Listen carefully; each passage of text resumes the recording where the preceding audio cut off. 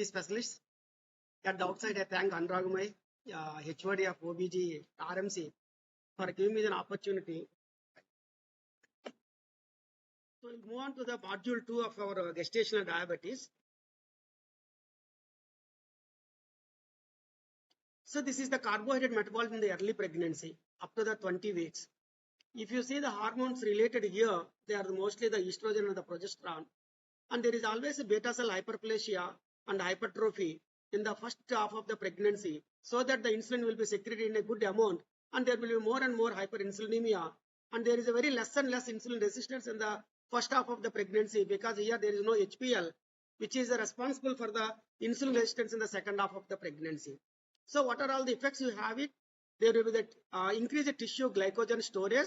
So as I told you, the first half of the pregnancy, they store a lot of the energy for the benefit of the second half of the pregnancy.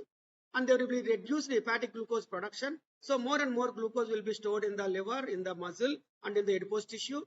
And there will be increased peripheral glucose utilization. And so that there will be the reduced fasting plasma glucose. And the anabolic, as the more and more insulin is released here, so it is an anabolic hormone. And also the other steroid hormones will be rare. So that is the reason for the anabolic nature of the first half of the pregnancy. And these are all the hormonal changes. And if you see here, the insulin is at a higher level when compared to your HPL and progesterone and the estrogen. So once the insulin is at a higher level in the first half of the pregnancy or in the normal pregnancy, so there won't be any hyperglycemia. So whatever the hyperglycemia is there, that will be nullified by your insulin levels. So what will happen in the GDM?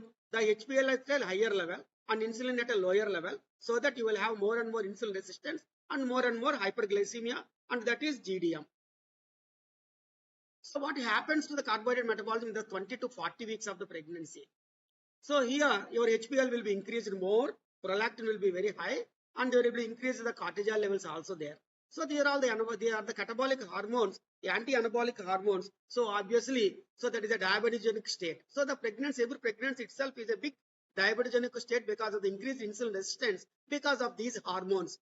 So because of the insulin resistance, there will be the reduced hepatic glycogen stores. So there will be neoglucogenesis, there will be the glycogenolysis, and more glucose is entered into the circulation. So then you can call it as a chronic hyperglycemia.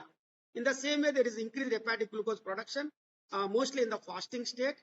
In the metabolic changes, there will be the facilitated anabolism during the feeding and the accelerated starvation during the fasting. So this is all happening in the carbohydrate metabolism in the 20th to 40 weeks of the pregnancy.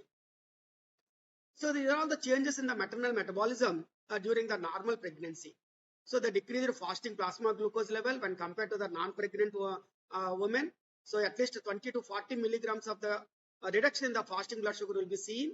There will be increased postprandial glucose levels because of your glycogenolysis and because of your insulin sensitivity, and more insulin is there, so that causes more and more postprandial things.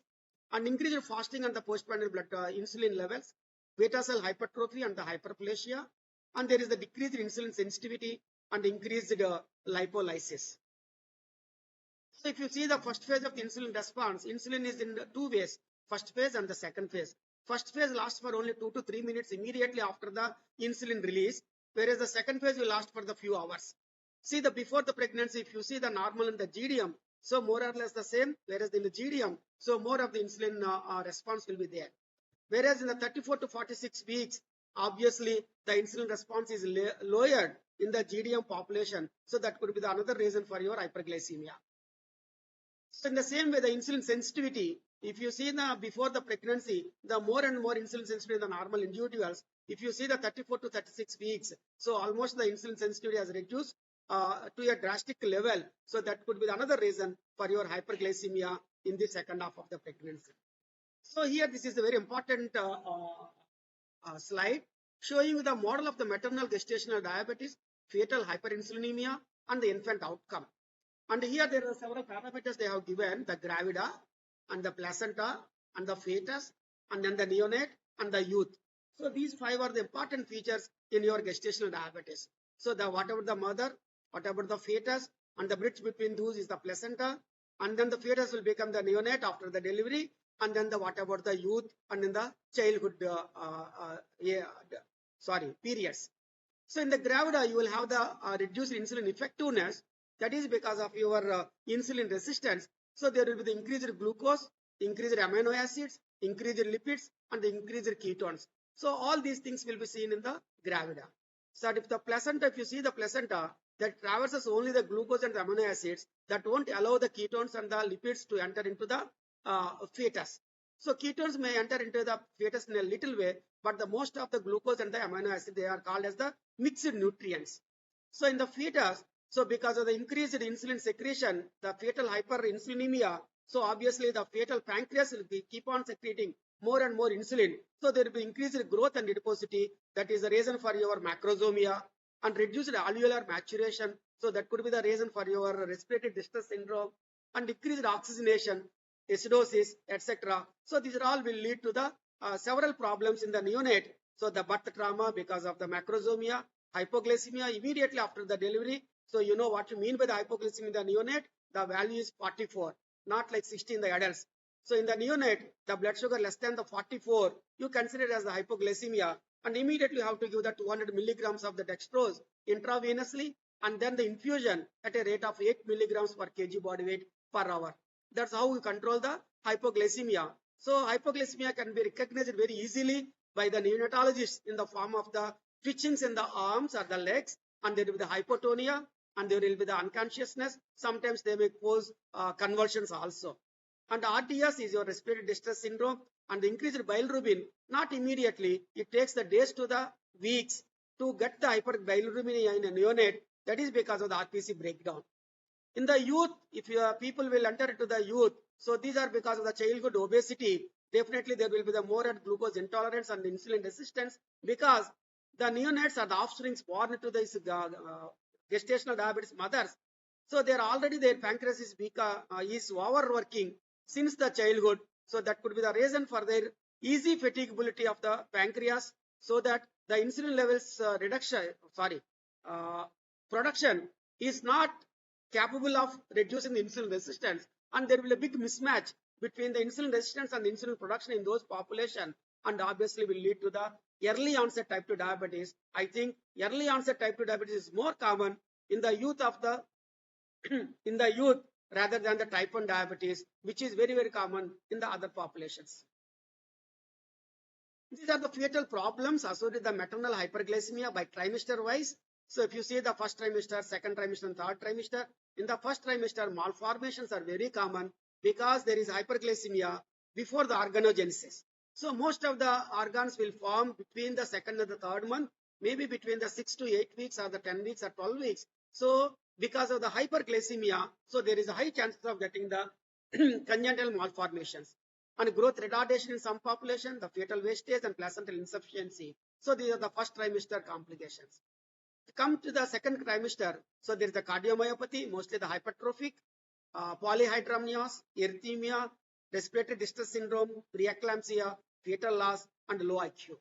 In the third trimester, hypoglycemia, hypercalcemia, hyperbilirubinemia, macrosomia, hypomagnesemia, and the intrauterine death. So these are the trimester-wise problems we often see in the fetus because of the continuous hyperglycemia in the mother. These are the type and timings of the malformations in the infants of the diabetic mothers. If you see the several malformations in the skeletal, the caudal regression, spina bifida. In the neural, anencephaly, myelocele, hydrocephalus. In the cardiovascular, dextrocardia, VSDs, and in the renal agencies and hypoplasia. Especially if you use the ACE inhibitors, the ARBs, which are very, very contraindicated in the pregnancy. If the mother is exposed to these organs, these drugs, and definitely there is a high chances of getting the renal agencies or hypoplasia. So ACE or ARBs are truly contraindicated in pregnancy and the lactation. These are the indications for the screening. They are high risk people and the low risk people. In India, most of the people are either medium risk or the high risk, not the no risk, because of the family history of the diabetes. So very common in Indian population. Glucose is the second fasting urine sample. History of the unexplained perinatal loss. History of the large for the gestational years. History of the congenitally malformed infant and maternal obesity. So these are the very high risk. Not only that, the age more than the 25 years, childhood obesity, these are also very important, and associated hypertension, associated dyslipidemia. So these are the these are the subsets of your insulin resistance, your acanthosis and aggregans, skin tags. They said these are all the features of the insulin resistance. So those mothers are more prone to get the GDMs. Low risk, age less than the 25 years, weight normal before the pregnancy, no known diabetes in the first degree relatives, no history of abnormal glucose intolerance, no history of the poor obstetric outcome. The first three are very, very rare in Indian population. So age less than 25 years, weight normal before the pregnancy, no known history of any diabetes in the family is very, very rare in our population. So these are the diagnosis of the gestational diabetes, 100 grams OGTT and 75 grams OGTT. In the 100 grams, you have to take the four values, the fasting, first hour, second hour, third hour. So you have to remember 95, 180, 155 and 140. Any two out of these four values positivity, so you are dealing a case of the gestational diabetes. If it is a 75 grams OGTT, the three values are sufficient. Again, the 95, 180, 155. Some book says instead of the 95, 92. Some people say instead of 155, 153 or 152. But it is easy to remember as the 95, 150, 180 and 155. And if it is a third hour, it is 140. So any one out of these three values, if you give the 75 grams OGTT, two values if you give the 100 grams OGTT, that's how you diagnose the gestational diabetes. These are all the indications for the screening when the age more than the 25 years, a strong family history of the diabetes, obesity. See here you should remember that the BMI is not more than the 25. For the Indians, the BMI more than 23 is overweight for our population, especially Southeast Asians. Bad obstetric history, previous history of unexplained perinatal loss, IUD, large for gestational, congenital malformation, polyhydramnias, preeclampsia. So these are all very, very important indications to screen this population. This is the White's classification of the diabetes in pregnancy. I think you may not remember this. There is a class A, B, C, D, etc. A stands for euglycemia maintained by the diet alone. Diabetes may be of any duration and onset may have occurred at any age. Here, euglycemia maintained by the diet alone, maybe less than the 5% of our pregnancy diabetes will be maintained by the diet alone. Most of the people, they require the drugs like your metformin, or some people, they may require the insulin. That is up to your GDM population. If you see the pre-gestational, all the people will require the insulin. Onset at age 20 years or older and duration of less than the 10 years, that is the class B of White's classification. If you see the C, onset during the age 10 to 19 years or duration 10 to 19 years. Onset at age below 10 years, duration of over 20 years, background retinopathy, that is your pre-proliferative diabetic retinopathy, or hypertension. It's not the preeclampsia. Once you consider the preeclampsia, there should be albuminuria. So without albuminuria, only elevation of the blood pressure, we consider as the pregnancy-induced hypertension. Once there is the proteinuria, so obviously you are dealing a case of the preeclampsia, then the eclampsia. Nephropathy, yes, with the proteinuria exceeding the 500 milligrams. If it is less than the 300 milligrams, 30 to 300 is the normal, 300 is the microalbuminuria, 300 to 500 is the macroalbuminuria. More than the 500, we call it as the proteinuria, and more than the 3.5 grams is the massive proteinuria. So those are the numbers, you should remember that. And proliferative retinopathy or the vitreal hemorrhage, that is the R. RF is the criteria for the classes R and F coexist. R means proliferative retinopathy, F means proteinuria. H is your heart disease, and T is the renal transplantation. Here it's a one word is insulin secretion in the pregnancy, normal glucose tolerance. See, the insulin secretion is considerably increased in both the pregnant women with the normal glucose tolerance and women with the gestational diabetes. In the both the individuals, the insulin secretion is very, very high, highly secreted. Whereas the GDM, the insulin resistance will dominate the insulin secretion. Whereas in the normal glucose tolerance or normal pregnancy, both are the same. Glucose-stimulated insulin secretion is increased more in the normal pregnant woman than in women with the GDM. Peak plasma insulin during the OGTT occurs later in the woman with the GDM than in women with the IGT. First phase insulin response to the IV glucose increases more during the pregnancy in women with the NGT than in women with the GDM. Increases in the second phase insulin responses are of similar magnitude in women with the normal glucose tolerance and those with the gestational diabetes mellitus. See, in all these population, the fasting blood sugar is important, postprandial blood sugar is important, and sometimes an estimation of your protein, urine protein is also important to rule out your hypertension aspects. What are the etiologies and the pathogens of the GDM, the possible explanations? So still the exact cause of these is not known. Could be an autoimmune destruction of the pancreatic beta cells. So we don't know the exact reason for this autoimmune destruction. So that is the reason in adults we use the hydroxychloroquine in some population. In some one subset of the diabetes, we call it as the LADA. That is the latent autoimmune destruction of the diabetes in adults. That is the LADA, where we use the hydroxychloroquine as an immunomodulatory drug. And we also use the hydroxychloroquine in SLE, in rheumatoid arthritis, in systemic sclerosis. Like in most of the autoimmune diseases, we use this as a drug of choice as the disease modifying rheumatology drug. So other DMRDs are your methotrexate, leflunomide, sulfasalazine, and the fourth one is the hydroxychloroquine. Hydroxychloroquine is very, very useful in the females when they have the SLE. SLE is the drug of choice.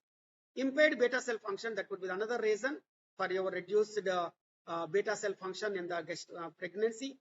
There will be increased insulin degradation and decreased tissue sensitive to the insulin, that is your insulin sensitivity reduced, maybe because of the glut receptors. So this is the Feddersen-Frenkel hypothesis. I told you earlier that from the mother, glucose, amino acids, or the lipids, they travel through the placenta. And obviously, the insulin production will be more in the fetus because of the fetal hyperinsulinemia. And increased insulin means increased anabolic actions, leads to the macrosomia as far as the fetus concerned. Whereas if in the neonate, they may cause immediately hypoglycemia because of this fetal hyperinsulinemia. And in the adolescents, they become the obese, they become the diabetes, or they may become the IGT, that is the pre-diabetes. So this is the gestational glucose intolerance, that is a new term, the gestational glucose intolerance. Here the 2 hours more than the 200 milligrams, not the 140. The first one is 2 hours more than the 200 in pregnancy, that is the gestational diabetes. Outside the pregnancy, in pregnancy, it is a diabetes, established diabetes. Outside the pregnancy also it is an established pregnancy. Once the 2 hours blood glucose is more than the 200, I told you the criteria for the diabetes: fasting more than 126, postprandial more than 200, random more than the 200, and then HbA1c more than 6.5. So anyone more than the 200 is obviously a diabetic, whether in pregnancy or outside the pregnancy. The second thing is very important: 2 hours more than 140, not the 200 there. It is 140. In pregnancy, it is the GDM. Outside the pregnancy, it is IGT, that is impaired glucose tolerance. So I told you that what is pre-diabetes in the outside the pregnancy is a diabetic in the pregnancy. So 140 to 199 outside the pregnancy is a pre-diabetic, impaired glucose tolerance. If it is more than the 140 in a pregnancy, that is a diabetes, pregnancy diabetes, that is GDM. And then 2 hours more than the 120, that is the new word, that is a gestational glucose intolerance. So that is the reason. What is our target in gestational diabetes? 120. 120. Even though your diagnosis is 140. Why 120? More than the 120, it is gestational glucose intolerance. So we don't want even a gestational intolerance also during the GDM population. We want a normal glucose period. So that is the reason our target in gestational diabetes is less than the 120. For that, I have put this slide for you. Now the screening for the GDM. So whom to screen, when to screen, and how to screen. So this is the one case study. 35-year-old Nallipera with a bad obstetric history. He suffered 2 miscarriages in the last 3 years. Never tested her blood glucose levels during either of her previous pregnancies. Even though she lost 2 miscarriages, the blood sugar was not tested. Her mother has a diabetes. Strong family history of the diabetes is there. So does she need to be screened for the diabetes? Yes. If so, when? Immediately. What screening test is to be used? So this is another case. A 22-year-old primey, first antenatal checkup at 12 weeks of the gestation. Weight 54 kgs. So not overweight. Height is 152. BMI 23. She doesn't have any family history of the diabetes. So no family history, no obesity, primey, age 22 years. So does she need to be screened for the diabetes? Yes, because of the Indian background. If so, when? In the first antenatal visit. So what screening test is to be used here? So whom to screen? Is it a selective screening or a universal screening? So universal screening for our people. So selective screening in the NICE study, that is our UK population. So National Institute of Clinical Excellence, UK, recommends that women with BMI more than 30, previous baby to 4.5 kgs, previous GDMs, first degree relatives with the diabetes, and those belong to the South Asian group, they screen the diabetes. They have not included the ACE or other high-risk ethnic groups or any past history of the impaired glucose tolerance, that is the pre-diabetics or PCOD. So, but in our Indian studies, we include all these things. We give respect to the weight, we give respect to the bad obstetric history, we give respect to the family history, we give respect to the age of the individual, and also the past history of the PCOD or the pre-diabetes. These are the high-risk population. The ADA, American Diabetic Association, recommends that women at low risk for GDM need not be screened. Who are at low risk? Age less than 25 years, normal weight before the pregnancy, member of ethnic group with low diabetes prevalence, but ours is high diabetic prevalence, no diabetes in the first degree relatives, no family history, no history of the poor obstetric outcome. Say they comes under the low risk individuals. But however, the guidelines also appreciate that very few women will fall into this category. So most of the women will fall into the high risk individuals. Now the universal approach. Asian Indians are a high risk ethnic group for the development of the diabetes. Hence all pregnant Indian women need to be screened for the GDM. So this is consistent with the NICE and the ADA guidelines. When to screen? GDM usually develops during the late pregnancy, so after the first trimester. However, if screening is delayed till that time, there is a chance that pre-existing diabetes may be missed. That is a very, very common in our Indian population, because Western population, they get the diabetes, type 2 diabetes at the time of their retirement, maybe around the 50 or 60 years or 65.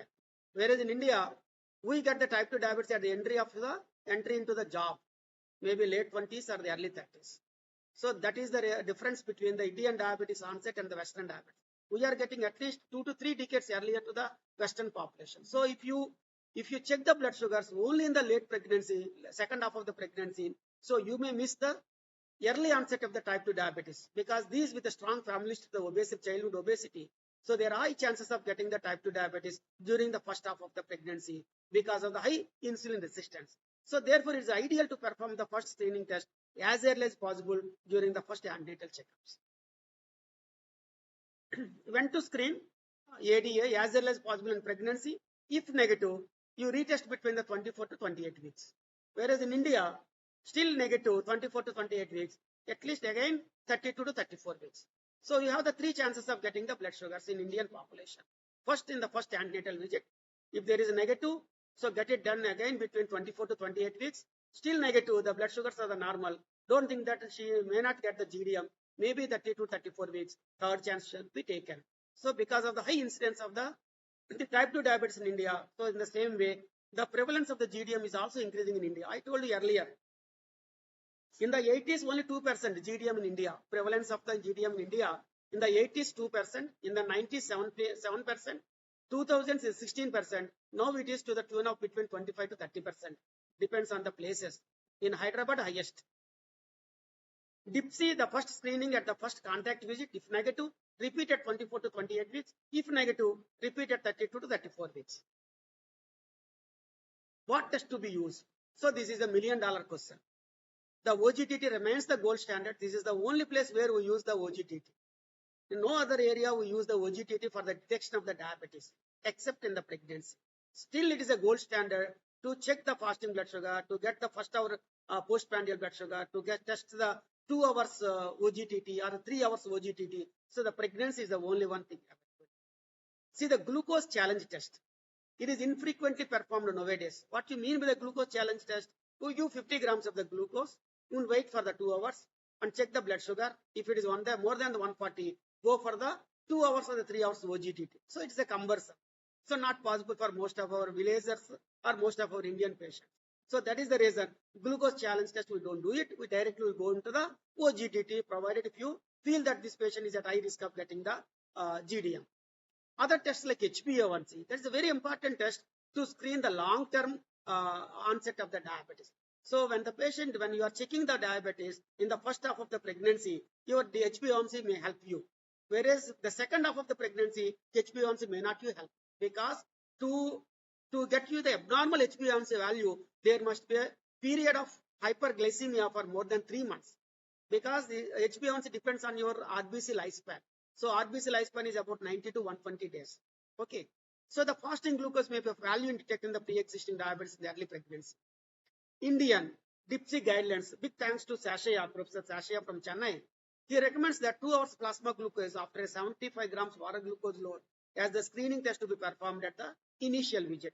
So here you can have two things. Suppose in the first antenatal visit, you are given the 75 grams glucose and check the blood sugar after 2 hours. So after 2 hours, the blood sugar is 250. What is your diagnosis? Pre-existing diabetes.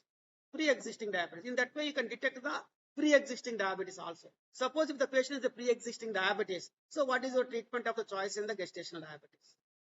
Only insulin. Of course, some dietary restrictions. No metformin. Usually, if it is the first half of the pregnancy, straight away will go to the insulin. How much insulin? Maximum insulin. How many times? Maximum times. So I have to give one shot before the breakfast, one shot before the lunch, one shot before the dinner, and also one shot at the bedtime. That is a basal bolus therapy. That is the most physiological way of controlling the hyperglycemia. Provided if you pick the people in the pre-gestational diabetes. So that's how this DIPSI guidelines will help you. Suppose you have given the 75 grams oral glucose and you got the blood sugar tested after the 2 hours. If the value is 160, what is your diagnosis? GDM, very good. If the value is less than 140, what it indicates? Normal. So less than 140 is the normal, 140 to 199 GDM, 200 or more than 200 pre-existing diabetes. So the treatment varies. If it is a normal, there is high chances of getting the GDM at a later time. So always take care of those population because the mother is obese, the strong family history or bad obstetric history, etc.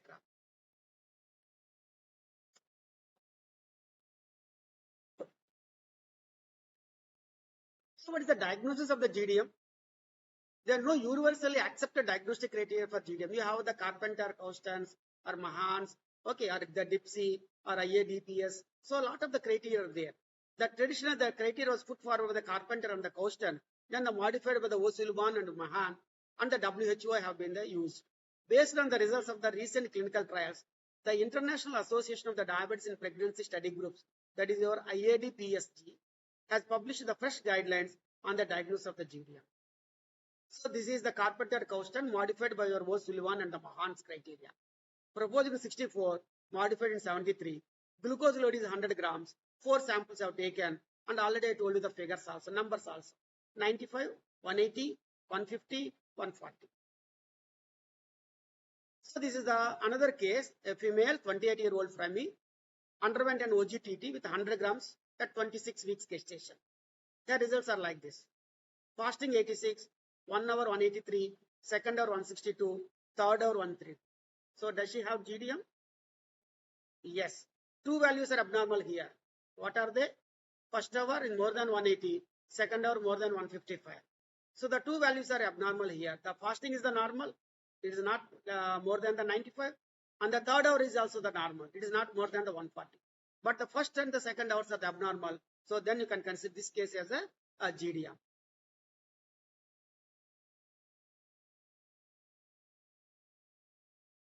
See, this is the International Association Diabetes Pregnancy Study Group guidelines. The two components, the detection of the overt undiagnosed diabetes during the early pregnancy using the accepted clinical criteria, the diagnosis of GDM in the later pregnancy using the OGTT. Detection of the overt diabetes to be performed at the initial antenatal visit. Fasting, HbA1c, or random blood glucose can be used. This is the very important. You should include the HbA1c provided if you have a doubt in the pre-gestational diabetes in the first half of the pregnancy, because HbA1c will give you a lot of information. For example, a female HbA1c is 7.5. On another hand, other fellow, the HbA1c is 10.5. So what it indicates? So 10.5 means in the pre-gestational diabetes, lot of the congenital malformations. Okay, lot of the maternal precursions and the maternal and the neonatal precursions will be seen. So that is the reason termination of the pregnancy is always needed. If the HbA1c is beyond the 10 or beyond the 9 or beyond the 8 in the pre-gestational period. Okay, that is very, very important. Suppose if the HbA1c is 6.8 or 7, very precious pregnancy. So continue, no problem. So we start the insulin and we try to reduce the blood sugars as close as possible. Our target fasting less than 90 and always after that at least 120. and not at the cost of the hypoglycemia, and the same time not at the cost of the hyperglycemia. So that is definitely we can have a very beautiful, successful pregnancy outcome. Suppose if the HbA1c in the initial visits is beyond the 9 or the 10 or the 11, so definitely there is a high chances of having the malformations and etc. So the termination of the pregnancy is always needed at that time. So that is the reason HbA1c is very important test in the first half of the pregnancy, not in the second half of the pregnancy. If results suggestive of the overt diabetes, I told you these figures: 126 fasting, HbA1c 6.5, random 200, postprandial 200, etc. With the symptoms, start the treatment. Which with what treatment? Definitely I insulin. If results not suggestive of the overt diabetes, so the fasting 92 and 125, so you diagnose the GDM, and fasting less than the 92, repeat the screening at 24 to 28 weeks. So you remember thing, what is abnormal, what is pre-diabetes in the non-gravid female is a diabetic in the pregnancy. Performed at the second screening for the GDM, performed the 24 to 28 weeks of the gestation. Here the 75 grams 2-hour OGTT use. If the fasting is 126, our diabetes is diagnosed. If the fasting less than 126, GDM is diagnosed. See here the fasting that 92, 1 hour 180, second hour 150. So some people say like this, some people say 95, 180, 150. So here one study, 24-year-old priming, screen for the diabetes during the 15th week of the gestation. The fasting is 79. Are you happy with 79? Extremely happy. Okay. HbA1c is 4.9. That is also very good. Does she have diabetes at this juncture? At this juncture, no. Does she need to be retested for the diabetes? Yes. If so, when and using what test? Excellent. See, let us see the here. The same fellow, as you suggested, undergoes an OGTT to 75 grams glucose at 25 weeks gestation. See the results. What is the diagnosis now?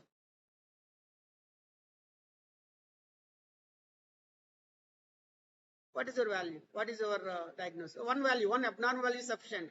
What about the second hour? Second is more. So your diagnosis is GDM. Yeah. See the first case. Same fellow. Here fasting is 79. HbA1c is 4.9. But you advise retested for the diabetes. See, this is the. So this is a very, very important. This is the big take-home point. So even though appears to be the normal with HbA1c just 4.9. 4.9 is very, very, very low HbA1c. But always think of GDM, whatever may be the HbA1c in the first half of the pregnancy, whatever may be the blood sugars in the first half of the pregnancy, there is a high chances of getting the GDM in the second half of the pregnancy. The same fellow over here, the HbA1c 4.9, the fasting 79, I stand up to fasting 90, 1 hour 176, and second hour already crossed 150, 159, and your diagnosis here is gestational diabetes. See the difference. So once you diagnose the GDM means you are treating the two generations. Not only the mother is at high risk of getting the future type 2 diabetes, but also the offspring is also high risk of getting the type 2 diabetes in the future. Not only the type 2 diabetes in the offspring, also metabolic syndrome. So the obesity, diabetes, hypertension, dyslipidemia, ischemic heart disease, etc., are very, very common in those children. So identifying the GDM is very, very important to help the two generations. What is the merit of the IAD PST guidelines? The O'Sullivan Mahan, the Carpenter and Houston earlier, are based on the woman's risk of developing the diabetes subsequently. They are not outcome based.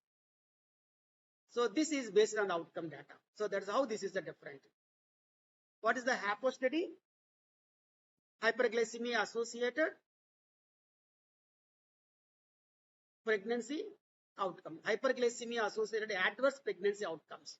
This is a beautiful study, very large study in so many countries. See, 9 countries, more than the 25,000 pregnant women from the 24 to 32 weeks studied, looked at whether the maternal hyperglycemia is less severe than that in the diabetes mellitus was associated with the adverse pregnancy outcomes. So this is one beautiful study who studied against the adverse pregnancy outcomes. Okay, women with the glucose levels not suggestive of the diabetes and OGTT were included here. What are the results? There is a continuous strong association between the maternal glucose levels below those the diagnostic of the diabetes and the adverse outcomes. So the below the diagnostic levels means the pre-diabetic levels. So even at the pre-diabetic levels, they have very adverse outcomes. So in all the pregnancy or in the GDM population, we have to keep the blood sugars as low as possible. Even a strong elevation, it's a minimal elevation in the blood sugars will lead to adverse consequences. So what are the pros and cons of these guidelines? The first guideline to be developed based on the pregnancy outcomes. On the negative points here, only one abnormal value is required for the diagnosis, may lead to the over-diagnosis of the GDM. May be difficult to perform the 3 blood samples in resource poor settings like the India. I'm not thinking that the first negative point is a negative point. For me, it's a positive point because only one abnormal value required for diagnosis may lead to over-diagnosis of GDM. There is no wrong in over-diagnosing the GDM, but it is a wrong in under-diagnosing the GDM. So you have to avoid the underdiagnosis of the GDM. If you are overdiagnosing the GDM, you are giving a lot of precautions to the mother. You are taking a lot of the care to the fetus. You are helping her not to have the proteinuria, etc. You are helping her in giving the good dietary approach and frequent antenatal visits and frequent radiological examinations, etc., etc. So I strongly feel that underdiagnosis of the GDM is much more dangerous than the overdiagnosis of the GDM. What is the present status?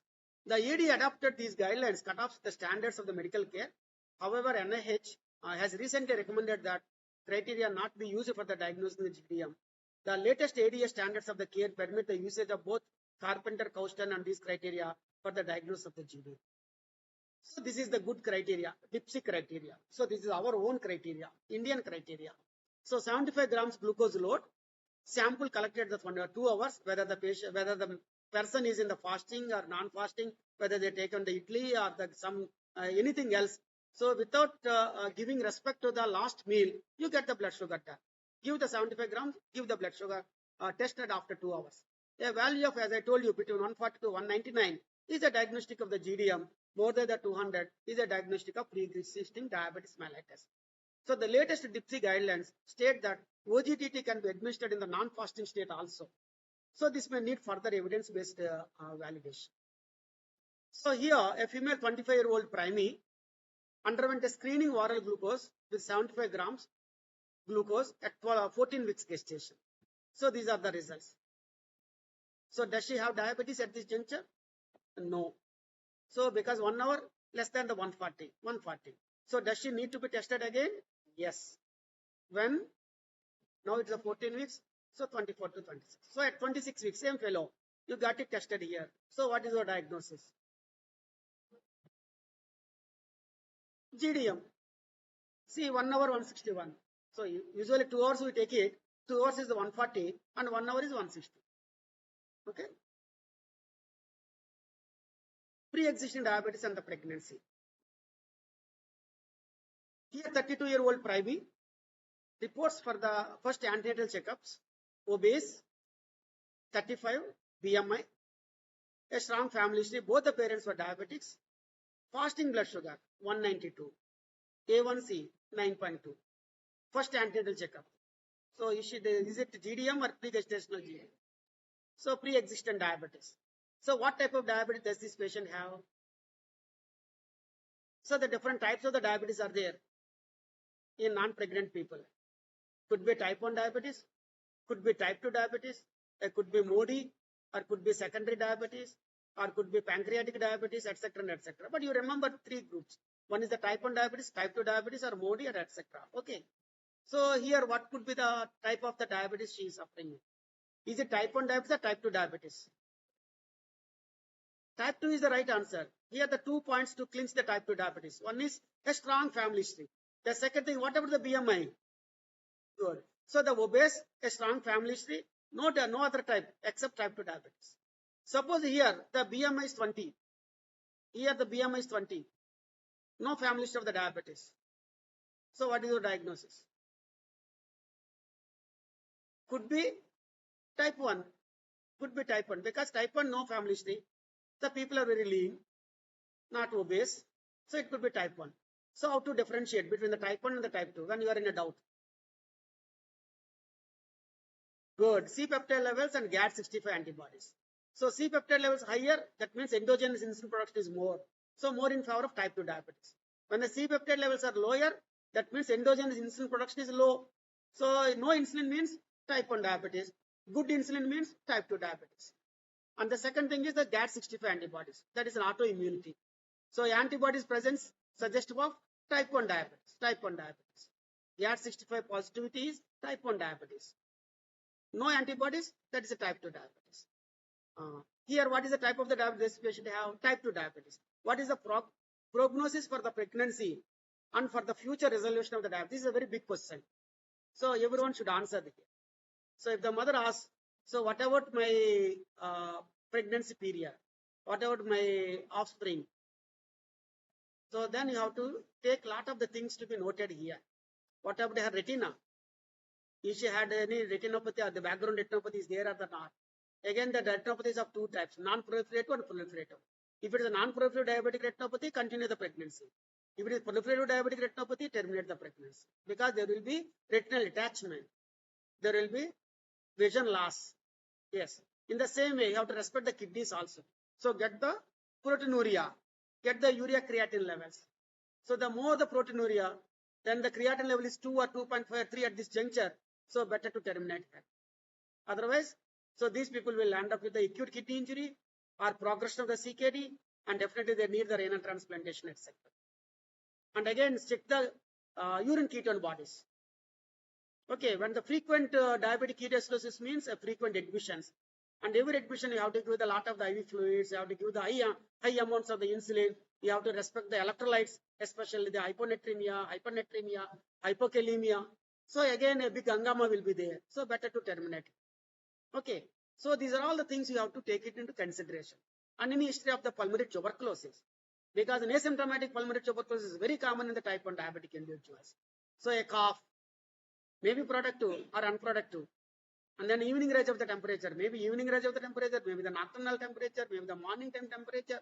So any temperature with a cough and dyspnea in an uncontrolled hyperglycemia, one should rule out the pulmonary tuberculosis. In the same way, the fungal infections in the lungs or the pneumonias, in the same way, asymptomatic urinary tract infections in the young females with the type 1 diabetes is a very common. If left untreated, ascending infections and pyelonephritis, pyoceals, and you have to sacrifice the kidney, nephrectomy in some cases. So all these things you should think of it. In a fellow whose diabetes is very high, sugars are very high, with A1s of 9.2, to continue the diabetes or to terminate the pregnancy. Sorry, to continue the pregnancy or to terminate the pregnancy is very, very important. So these things you should, 360 degrees idea about the diabetes, you should have it. So whatever the retinopathy, whatever the nephropathy, whatever the vessels, okay, whatever the blood pressure, suppose her blood pressure at the juncture is 140/82 or 138/86. It sounds like a normal blood pressure. But in the 14 weeks of the pregnancy or the 12 weeks of the pregnancy, if the blood pressure is 138/82, and definitely she will end up with the blood pressure of 200/140 when she is 7th month or the 8th. So high chances of having the pre-eclampsia and eclampsia is there. So that projections also you should feel. So then only you have a clear-cut idea to say that whether the pregnancy has to be continued or to be terminated. So clinically distinct from the GDM, pre-gestational diabetes or pre-existing diabetes, type 2 combinant pregnancy is becoming more frequent nowadays because of the higher incidence. I told you, now the 10.4 crores of the Indians are having the type 2 diabetes. And now our prevalence of the diabetes is very, very high. Almost 1/4 of the Indians are the pre-diabetics or the diabetics. And every 5th adult in the India is a diabetic. So every second we are losing one limb with the diabetic complication. Every 2 seconds we are losing the one retina, eyesight. So a lot of the statistics are there. They say that the type 2 diabetes is very, very high. So that is the reason pre-existing type 2 diabetes is also very common in our individual. Women with a long duration of the diabetes may have a damage of the vasculature even before they become the pregnant. They say that no chest pain. If you ask a leading question, breathlessness, no breathlessness. If you take an ECG, it shows an extensive anterior infarction, undiagnosed. And if you subject for the echo, ejection fraction is 40, ejection fraction is 50, normal ejection fraction is 60. So with the ejection fraction of 30 and the 40, how can you advise the pregnancy to be continued? So these are all the very, very important parameters you should. So there is no wrong in investigating the patient thoroughly. But definitely you should have a clear-cut idea. So that is very, very important. So these are the implications of the pre-existing diabetes. So in the first half of the pregnancy, pre-existing diabetes, so there is an organ differences will be there. There will be the behavioral abnormalities will be there. There will be the metabolic abnormalities in pre-existing diabetes. All the three will be seen. Whereas in the gestational diabetes, only metabolic abnormalities. No organomegaly or any, what is that? Malformations. Congenital malformations. So will not be seen in the GDM because they are positive in the pre-existent diabetes. So these are all the possibility. Both environmental and genetic factors are implicated here. The main maternal teratogenic factors are the hyperglycemia and hyperketonemia. So definitely you have to get the urine ketone bodies also. Again, on practical point is when the mother is on the prolonged fasting, again the ketone bodies will be positive. So they are fasting ketone bodies. So on prolonged fasting also you will get the ketone bodies there. So you have to differentiate that ketone bodies positive because of the prolonged fasting, or maybe because of the nausea and vomiting in the early pregnancy, or because of the diabetes. So if the blood sugars are very high, so implicate that ketonuria is because of the hyperglycemia. Suppose if the blood sugars are the normal, but still the ketone bodies are the positive, then you implicate towards to the nausea and vomiting or your hyperemesis gravidarum, etc. to that ketone bodies. So that is, so you need not refer this patient to a physician if you differentiate between these things. So these are all the congenital malformation. Already told you the neural tubal defect. They are the most common, but not specific. The specific is different from the common. So the most common neurological defect here is the congenital malformation, is the neural tubal defects. But the most specific is the caudal regression syndrome. That is the most specific. So genitourinary, already I told you these region agencies, hydronephrosis, etc. And cardiovascular also a lot of the things. But thanks to our radiology friends, so they are giving us a lot of the advice by sending these mothers to the radiological examination. So that is the reason nowadays we are not seeing much of the congenital anomalies in most of these pregnancies. So these are all the different gastrointestinal system, duodenal atresia, anorectal atresia, etc. So these are the timings. See the timings, weeks of the gestation, just 3 weeks, 6 weeks, 4 weeks, 5 weeks. Most of our women, they didn't know that they already had a pregnancy because the three weeks missed period or the 5 weeks missed period. So by the time they recognize that she is a pregnant, already malformations have occurred. All these malformations. So these are all conus arteriosus defects. See, these are the your PDA. These are all comes under this. So there are the different malformations, the ratio of the incidents, and luckily nowadays we are not seeing these things.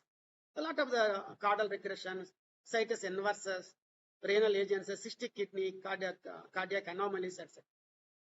So these are the neural tubal defects, most common but not specific.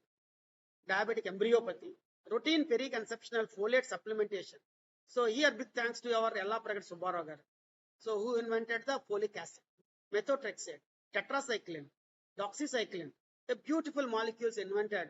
He studied in Kakinada MSN Chartis, and then he studied not MBBS, before the LIM I think, at Madras Medical College, and then he went to US and he did a lot of research with the Lederle company, and he invented most of the beautiful drugs because his sister died of the plague. So he invented the drug for that. That is a tetracycline. Okay. His mother died of the filarial cellulitis, and he invented heterogen or diethyl carbamazine for the filaria. And he invented the folic acid, very, very important drug. All OBG people, your favorite drug is the folic acid.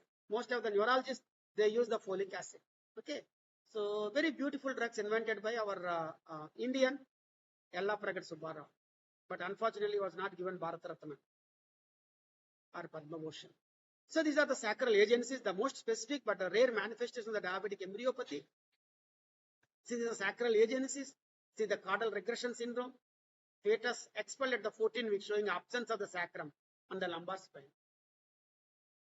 So the pre-existing diabetes, congenital malformations remains a major cause for the pregnancy loss. Severe malformations cause early pregnancy loss.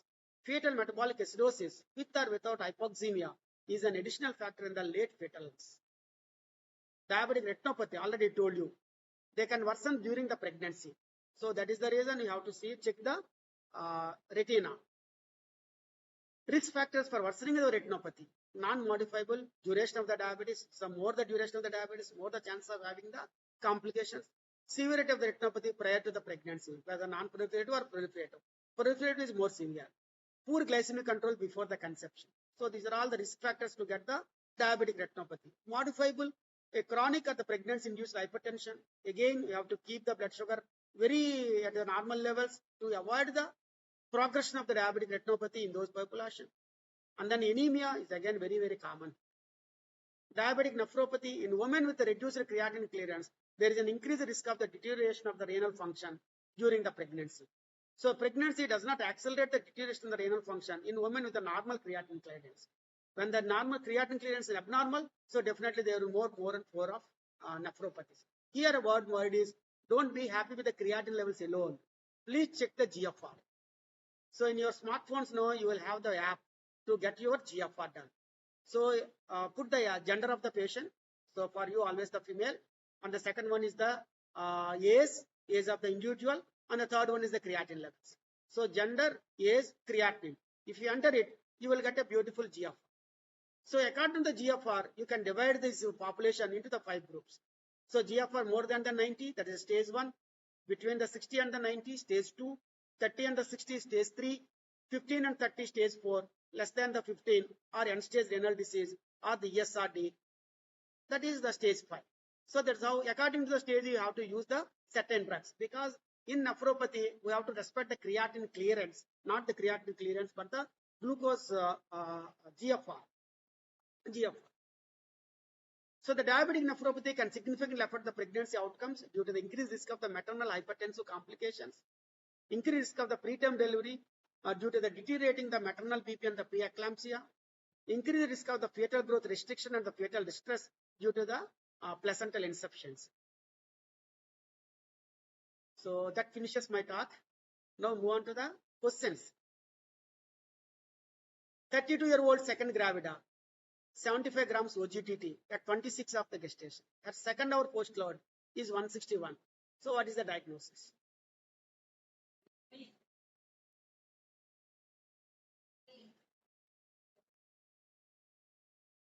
So right answer is the Bombay.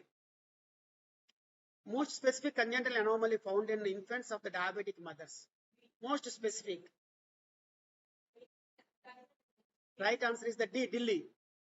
VS is the most common. Sorry, VS together. Neural tubal defects is the most common. But he asked most specific. So most specific is the D, Delhi. Sacral agencies. Which of the following is a risk factor for worsening of the diabetic retinopathy? Poor glycemic control before conception, severe retinopathy before conception, all of them. Diabetic nephropathy in pregnancy. All of the following are true except.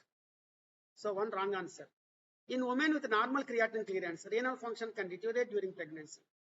With a normal creatinine clearance, no deterioration. Okay. B, it can increase the risk of the maternal hypertensive complications. Yes. It can increase the risk of preterm delivery, nephropathy. Yes. It can cause placental insufficiency and the fetal growth restriction. Yes. So here right answer is A, Amlapuram. All of the following are contraindications to pregnancy in diabetes, except contraindications. Acute coronary event in the last 6 months, renal insufficiency, non-proliferative diabetic retinopathy, uncontrolled diabetes.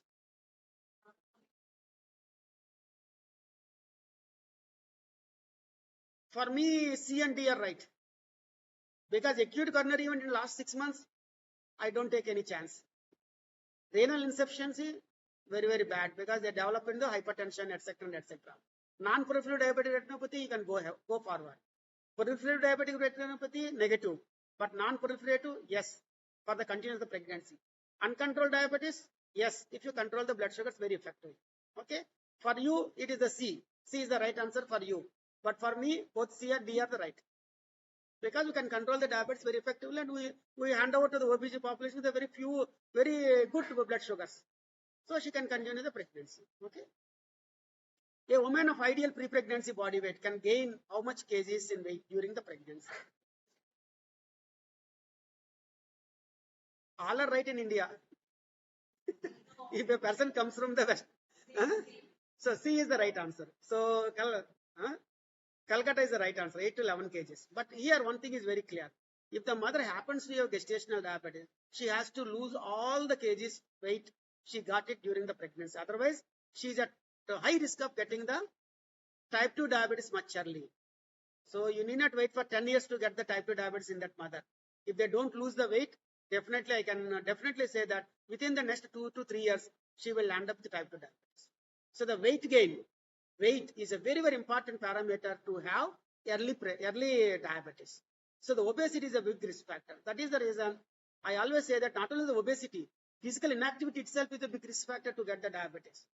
Physical inactivity. All of you should have at least 10,000 steps a day to avoid diabetes. 10,000 steps a day.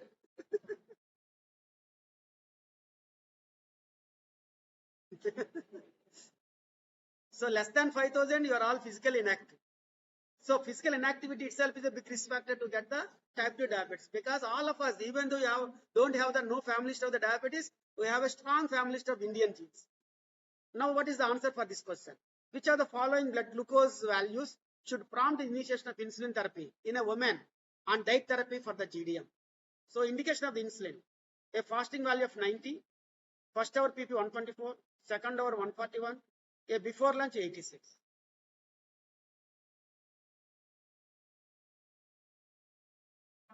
So, given the diet therapy, now you want to start the insulin therapy. So, what is the indication here for insulin therapy? C is the right answer. దీనికి ఎక్కువ ఆలోచించే పని లేదు. More than 140, we have to start the drugs. Suppose you can start with the metformin also, but 141, but he is saying that insulin, here at least more than 140, we need the drug therapy, either the metformin or the insulin.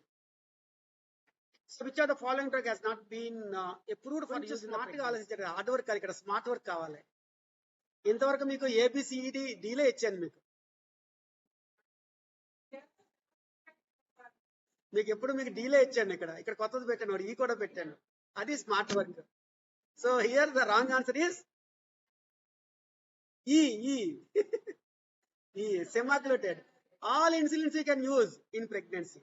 If you see the old textbooks, they say that insulin detemir is contraindicated in pregnancy. Some books say that insulin glargine is contraindicated in the pregnancy. Some people say insulin aspart is contraindicated in pregnancy. Now all insulins are permissible to be used in pregnancy. So what is wrong here is E. So I have gone through these answers. C is the wrong answer few years ago. Insulin C. Now the C is not a wrong answer. So I kept the C also. I put the E here. So that is your smart work. Okay. So E is the wrong answer here. All the insulins are safely used in the pregnancy. Which of the following sulfonylureas has been suggested as a viable therapeutic alternative in GDM?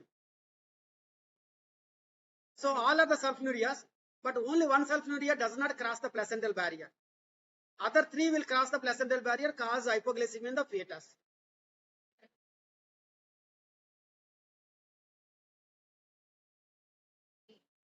Not D, not D, not C, not B.